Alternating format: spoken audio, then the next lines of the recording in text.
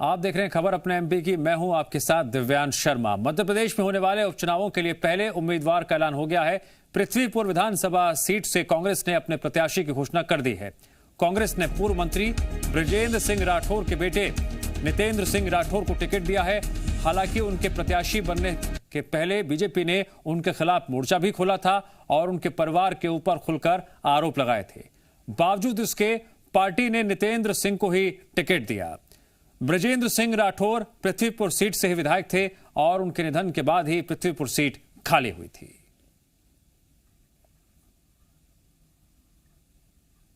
मौका चुनाव का है, लिहाजा सभी नेता अपने कार्यकर्ताओं में जोश भरने में लगे हैं, लेकिन कभी कभी नेताओं की जुबान भी फिसल जाती है। खंडवा में कुछ ऐसा ही हुआ। खंडवा में मंत्री विजय शाह ने कार्यकर्ताओं को संबोधित किया। उन्होंने मादांता क्षेत्र के सभी पोलिंग बूथ पर बीजेपी के हारने की बात कह दी। उन्होंने पोलिंग बूथ एजेंट और पालक संयोजकों की बैठक में कार्यकर्ताओं को चुनाव को लेकर टिप्स दिए। हालांकि बैठक के बाद मीडिया से बात करते हुए मंत्री विजय शाह की जुबान फिसल गई और वो मादांता के किसी भी पोलिंग बूथ पर बीजेपी के नहीं जीतने की बात कह बैठे। इस क्षेत्र के प्रमुख कार्यकर्ताओं को हमने बुलाकर के निवेदन किया है कि इस चुनाव में एक भी पोलिंग मतदाता से भाजपा न जीते। ये जवाबदारी पार्टी ने मुझे दी है और इसलिए 264 पोलिंग बूथ में मैं स्वयं जाकर के कार्यकर्ताओं से निवेदन करूंगा। इस क्षेत्र के प्रमुख कार्यकर्ताओं को हमने बुलाकर के निवेदन किया है कि इस चुनाव में एक भी पोलिंग मतदाता से भाजपा न जीते। ये जवाबदारी पार्टी ने मुझे दी है और इसलिए 264 पोलिंग बूथ में मैं स्वयं जाकर के कार्यकर्ताओं से निवेदन करूंगा। चुनावी माहौल में सभी पार्टियां जीत के लिए दम लगा रही हैं। नेता अपने अपने कार्यकर्ताओं में जोश भर रहे हैं और किसी भी मुद्दे पर विरोधी पार्टियों पर वार करने से चूक भी नहीं रहे हैं। ऐसे में जब मंत्री विजय शाह की जुबान फिसली तो कांग्रेस ने मुद्दे को भुलाने का मौका नहीं छोड़ा। खंडवा से कांग्रेस के प्रबल दावेदार अरुण यादव के भाई सचिन यादव ने तंज कसते हुए कहा, बीजेपी सरकार से सभी लोग दुखी हैं और ऐसे ही दुखी लोगों की पीड़ा जुबान पर आ जाती है। विजय शाह ने यही दुख और पीड़ा बयां की। भारतीय जनता पार्टी का कोई भी नेता हो, वो उनकी नेता, उनके जो मुखिया हो, उनकी पार्टी की जो जिस प्रकार से उनकी जो सरकार चल रही है उस सरकार से पूर्ण रूप से दुखी है। सरकार होने के कारण बहुत लोग खुले रूप से जो है ये सब चीज़ों को बोल नहीं पाते हैं, लेकिन आज जो बयान आया है निश्चित रूप से उनके मन में जो पीड़ा थी वो पीड़ा कहीं ना कहीं इस तरह से बाहर निकली। उपचुनाव में प्रत्याशियों को लेकर बीजेपी चुनाव प्रबंधन समिति की बैठक हुई। इस बैठक में वीडी शर्मा, भूपेंद्र सिंह समेत कई पदाधिकारी शामिल हुए। भीतर खाने से खबर यह है कि आज की बैठक में कल दिन भर चली बैठकों पर चर्चा हुई। वहीं खंडवा समेत 3 विधानसभा सीटों पर प्रत्याशियों के नाम पर भी चुनाव प्रबंधन समिति ने चर्चा की। उपचुनाव में पार्टी के नेताओं को स्टार प्रचारक बनाएगी, इस मुद्दे पर भी पदाधिकारियों के बीच रायशुमारी हुई। वीडी शर्मा ने कहा, जीत की रणनीति बनाने के लिए बीजेपी में बूथ स्तर तक चर्चा की जाती है। वहीं कैंडिडेट सिलेक्शन पर वीडी शर्मा ने कहा, जल्द ही प्रत्याशियों के नामों का पैनल बनाकर दिल्ली भेजा जाएगा और जल्द ही प्रत्याशियों के नाम का ऐलान हो जाएगा। वीडी शर्मा ने कमलनाथ पर निशाना साधते हुए कहा, उनकी सेहत और बेहतर हो ऐसी कामना है। सब कार्यकर्ताओं से बात करना जो हमारी लीडरशिप है, चाहे वो विधानसभा में होगी, चाहे लोकसभा के अंदर होगी, और हम लोग तो प्रत्येक बूथ पर नीचे तक बूथ अध्यक्ष, हम तो उससे बात कर रहे हैं। नाम की घोषणा जल्दी होगी, उसकी प्रोसेस है और हमारा केंद्रीय नेतृत्व पार्लियामेंट बोर्ड ये तय करता है और नामों की चर्चा होने के बाद जल्दी ही हमारा केंद्रीय नेतृत्व तय करेगा। गांधी परिवार से जो रेस चल रही है, पहले कमलनाथ जी उस रेस को देख लें और उस रेस में कौन जीतता है कौन हारता है, तब कहीं वो मध्य प्रदेश की रेस के बारे में चिंता करें। भारतीय जनता पार्टी तो स्वस्थ रेस के मैदान में रहती है और अपने सात्विक विचारों के आधार पर गरीब कल्याण की योजनाओं पर मैदान में है। जो गरीब कल्याण की योजनाओं को कमलनाथ जी ने गरीब लोगों से छल कपट के आधार पर उनके हक और अधिकार को छीन लिया था, तो कमलनाथ जी आपकी रेस मध्य प्रदेश के अंदर अब बची नहीं है। उपचुनावों को लेकर आज भोपाल में कमलनाथ के घर पर पीसीसी पदाधिकारियों और चुनाव प्रभारी की बैठक हुई।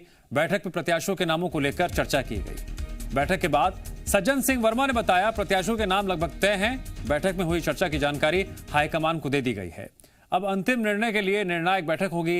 इसके साथ ही उन्होंने खंडवा लोकसभा सीट से अरुण यादव को बेहतर उम्मीदवार बताया। कहा, हाईकमान भी खंडवा लोकसभा से अरुण यादव के नाम पर राजी है। वहीं निर्दलीय विधायक सुरेंद्र सिंह शेरा की पत्नी की दावेदारी पर कहा, टिकट मांगने का अधिकार सभी को है। कल फिर हाईकमान से चर्चा करके कुछ और डेवलपमेंट होता है, तो लगभग काफ़ी मोटा बहुत सारी चीज़ें तय है। मतलब उम्मीद ये करें कि शाम तक के लिस्ट फाइनल कर ली जाएगी, दिल्ली भेज दिया जाएगा। क्योंकि ये घटनाक्रम हो गया, उनके बहनों की डेथ अमेरिका में हो गई, जिनका पार्थिव शव दिल्ली लाने की तैयारी में सारा ये लग गया है, तो मैं समझता हूँ कि काफ़ी बातें लगभग तय हैं।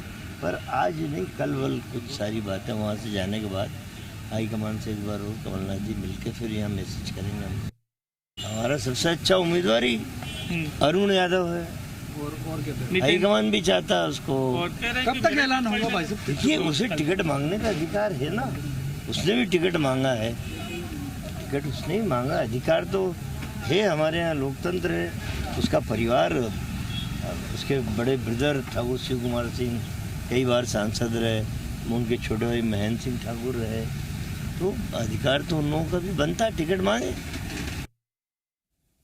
कमलनाथ ने गांधी जयंती के मौके पर सीएम शिवराज को खुली चुनौती दे दी। कांग्रेस नेताओं और पदाधिकारियों को संबोधित करते हुए कमलनाथ ने कहा, शिवराज जी, मैं आपको चुनौती देता हूं, आ जाइए, रेस कर लेते हैं। कमलनाथ ने कहा कि शिवराज कह रहे थे मैं बीमार हूं, बुजुर्ग हो गया हूं। कमलनाथ ने बताया उन्हें निमोनिया हो गया था, जिसका इलाज कराने वो विदेश गए थे। वहीं कैंडिडेट सिलेक्शन पर कमलनाथ ने कहा, हम जिताओ प्रत्याशी को ही अपना उम्मीदवार बनाएंगे।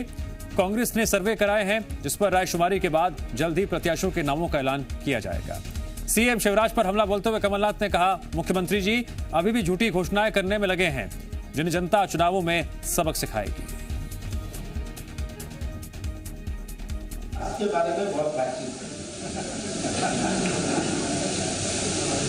शिवराज सिंह जी कहते हैं कमलनाथ बीमार है, कमलनाथ बूढ़े हैं।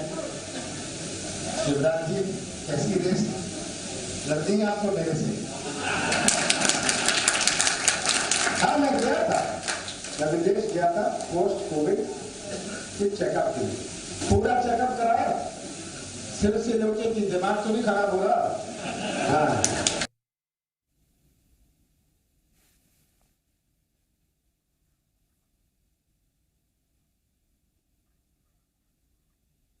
खंडवा लोकसभा उपचुनाव की तैयारियां तेज हो गई हैं। खरगोन की कलेक्टर अनुग्रहा पी ने पीजी कॉलेज बने स्ट्रांग रूम का निरीक्षण किया, साथ ही ईवीएम को लाने और ले जाने की व्यवस्था को भी देखा। कलेक्टर ने सभी व्यवस्था का नक्शा बनाकर जल्द काम पूरा करने के निर्देश दिए। इसके अलावा पुराने कलेक्टर ऑफिस में तहसीलदार और एआरओ को प्रशिक्षण दिया गया, जिसमें कलेक्टर ने अधिकारियों को उपचुनाव के लिए दिशा निर्देश भी दिए। मीडिया से बात करते हुए कलेक्टर ने बताया, उपचुनाव में करीब 5000 कर्मचारियों की ड्यूटी लगाई जाएगी। ईवीएम और पोर्टल पेपर को लेकर ट्रेनिंग दी जाएगी। बूथ लेवल पर पोलिंग को लेकर भी कर्मचारियों को ट्रेनिंग दी जाएगी। दरअसल खंडवा लोकसभा क्षेत्र में खरगोन जिले की 2 विधानसभाएं आती हैं, इसीलिए प्रशासन अपनी तैयारियां पुख्ता करने में जुटा हुआ है। अभी जो है विभिन्न प्रकार की जो है टीम्स रहती है, ईवीएम मैनेजमेंट टीम रहती है, पोलिंग पार्टीज रहती है, उसमें कम से कम हमको 5000 कर्मियों लोगों को जो है ट्रेनिंग देना पड़ता है। उसके अलावा जो है सेक्टर ऑफिसर्स रहते हैं जो बहुत महत्वपूर्ण काम करते हैं, उन लोगों को भी ट्रेनिंग रखे हैं। पोस्टल बैलेट ईडीसी का भी ट्रेनिंग रखे हैं और पुलिस के साथ भी एक समन्वय मीटिंग भी करने वाले हैं। मध्य प्रदेश में डेंगू के मामले लगातार सामने आ रहे हैं। प्रदेश के हॉटस्पॉट मंदसौर में 7 नए मामले सामने आए, जिसके बाद यहां मरीजों की संख्या 1094 हो गई। निजी अस्पतालों में बेड फुल हैं।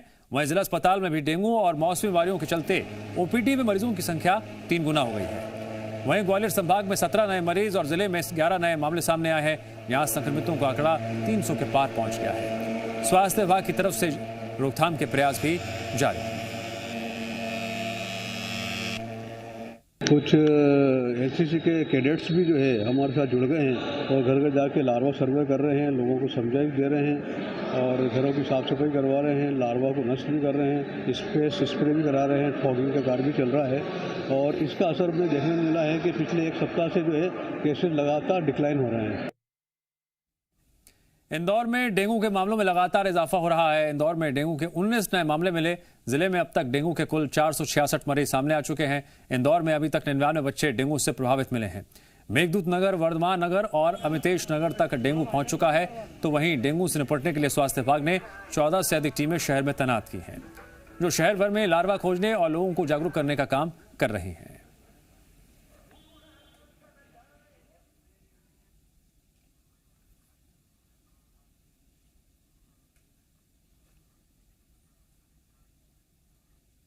मध्य प्रदेश में लगातार डेंगू के मामले बढ़ रहे हैं। प्रदेश में डेंगू के 5,000 से ज्यादा केस अब तक सामने आ चुके हैं। मंदसौर इस वक्त डेंगू का हॉटस्पॉट बना हुआ है, जहां सबसे ज्यादा 1,094 डेंगू के केस सामने आए हैं। इंदौर में डेंगू के 19 नए मरीज सामने आए हैं और यहां पर संक्रमितों का आंकड़ा पहुंच चुका है 466 पर। भोपाल में 8 नए केस आए हैं, यहां पर कुल मरीजों की संख्या हो गई है 354। तो ग्वालियर में 17 नए केस सामने आए, यहां पर कुल मरीजों की संख्या हो गई है 300। जबलपुर में 649, रतलाम में 391 और उज्जैन में 330 डेंगू के मामले अब तक सामने आ चुके हैं।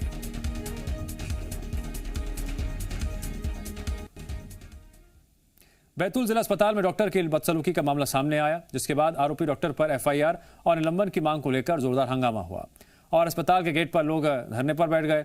आरोप है बीमार महिला को ड्यूटी डॉक्टर प्रदीप धाकड़ ने भर्ती करने से मना कर दिया और भड़कते हुए महिला को धक्का दे दिया। साथ ही उसके पति को लात मारकर बाहर कर दिया, जिसके बाद अस्पताल में हंगामा शुरू हो गया। महिला के परिजन भीम सेना कार्यकर्ताओं के साथ अस्पताल के गेट पर धरने पर बैठ गए। मामले में अस्पताल प्रबंधन ने जांच करने की बात कही, वहीं पुलिस ने महिला से आवेदन को लेकर जांच शुरू कर दी है। तो बोले आप कहीं भी जाओ पर यहाँ पे बोले जगह नहीं है। बोले ठीक है सर। बोले तो उनने ऐसा मोबाइल निकाले अपना ऑटो के फ़ोन लगाने के लिए, तो उनने सोचे क्या उन किसको लगा रहे क्या लगा रहे, तो इनको धक्का दिए। तो वहाँ मरीज भी खड़ा था, तो मरीज ने उनको बोला सर मार क्यों रहे, तो उन्होंने मरीज को छुट्टन मार दी और बोले यहाँ से भगो। बोले मैडम ने मेरे को पर्ची बना के दी है भर्ती की, वहाँ पर्ची निकाला मैंने और ऊपर गया डॉक्टर के पास भर्ती करने के लिए।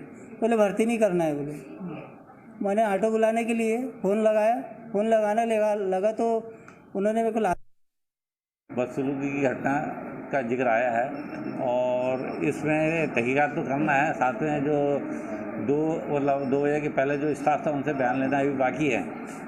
मगर अगर इस तरह की दुर्व्यवहार की घटना है तो इसमें एक वाजिब एक्शन की ज़रूरत पड़ेगी और साथ में परिजन कह रहे हैं कि एफआईआर दर्ज करेंगे। तो एफआईआर अगर दर्ज होती है तो जो वैधानिक कार्रवाई है वो उनको उसका परिणाम तो भुगतना पड़ेगा।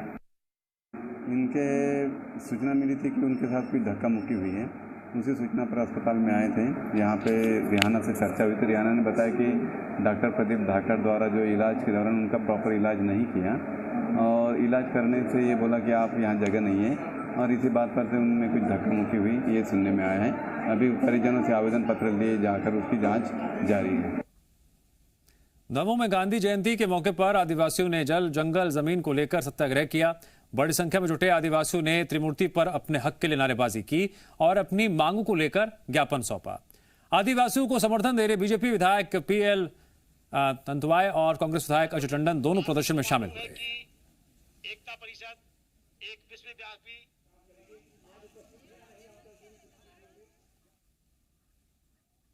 खरगोन के खामखेड़ा इलाके में एक व्यक्ति की दर्दनाक मौत हो गई। पीपल गोन ग्रेट गांव के पास बाइक सवार को एक मिनी ट्रक ने टक्कर मार दी, जिससे व्यक्ति की मौके पर ही मौत हो गई। यह पूरी घटना सीसीटीवी में कैद हो गई। टक्कर मारने के बाद ट्रक ड्राइवर मौके से फरार हो गया, जिसकी पुलिस तलाश कर रही है।